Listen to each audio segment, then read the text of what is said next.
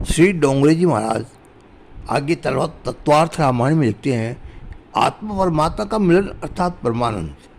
मानव को मानव के साथ मिलन में कदाचित सुख हो, परंतु ये निश्चित है कि रस मिलन में 1000 गुना सुख दुख भी है। जहाँ संयोग है वहाँ वियोग अवश्य होता है।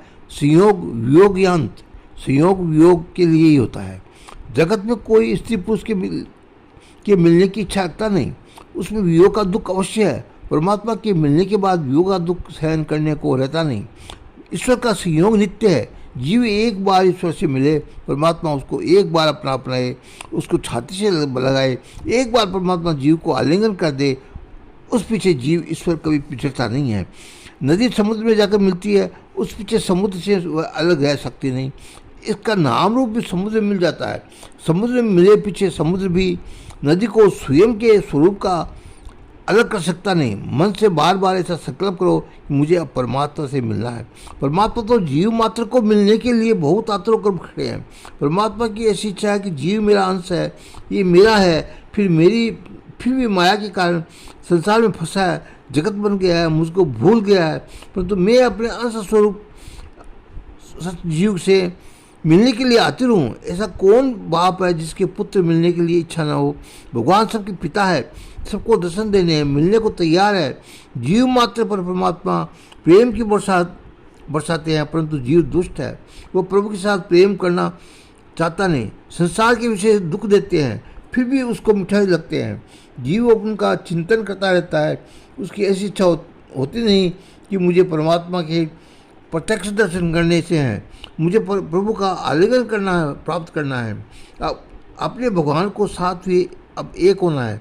श्री राम लक्ष्मण धनुष बाण से जाकर खड़े हैं, विश्वामित्र जी करते हैं, अग्नेहे स्वाहा प्रजापते स्वाहा वर्णाए स्वाहा। विश्वामित्र आहुति अग्नि में देते हैं, परंतु उनकी दृष्टि दरवाजे पर विराजे हुए परमात्मा में, श्री राम लक्ष्मण में है। लक्ष्मण जी को रुचिकर नहीं लगा। लक्ष्मण जी ने कहा श्री राम जी से, बड़े भाई ये बुढ़ा किस कारण हमें देख रहा है। श्री राम जी ने कहा, लक्ष्मण इनको बुढ़ा मत कहो, ये अपने गुरुजी है। लक्ष्मण ने कहा, अच्छा गुरुजी हमें एकटक नज़र लग कर देख रहे हैं, ये सब क्यों देख रहे हैं, इनके मन में क्या है, उनकी खबर ही पड़ती नहीं। साधारणतया ऐसा नियम है कि यज्ञ करते समय ब्राह्मण की नज़र अग्नि में ही होनी चाहिए।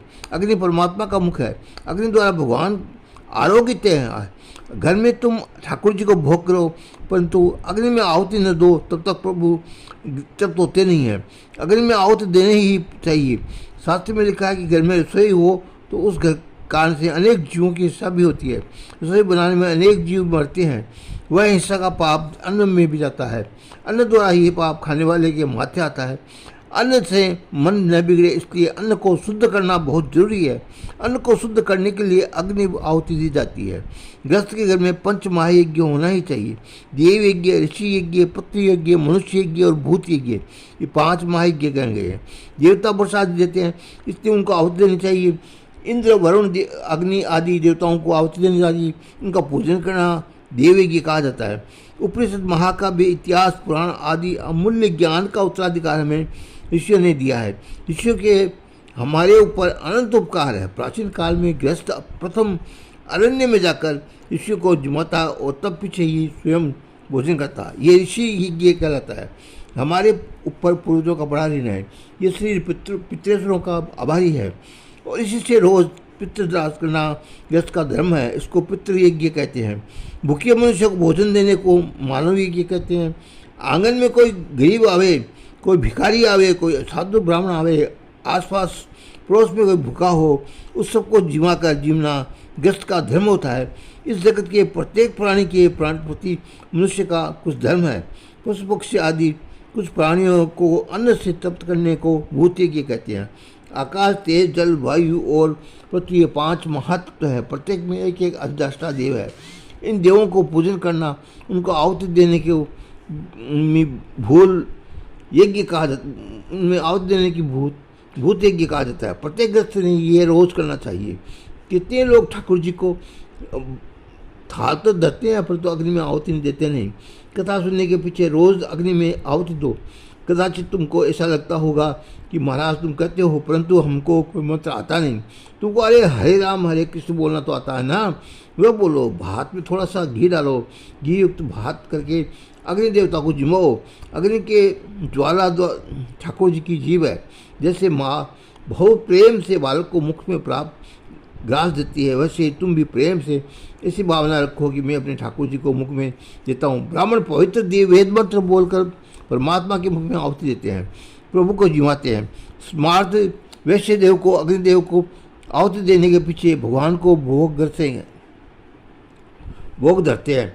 स्मार्ट लोग ऐसा मानते हैं कि अग्नि में आहुति देने से अन्न शुद्ध होता है और अन्न शुद्ध हो जाए तभी परमात्मा को अर्पण करना चाहिए। अशुद्ध अन्न भगवान को क्यों अर्पण करें। वैष्णव को ऐसी भावना होती है कि ठाकुर जी न आरोग्य तब तक अग्निदेव भोजन करते नहीं हैं।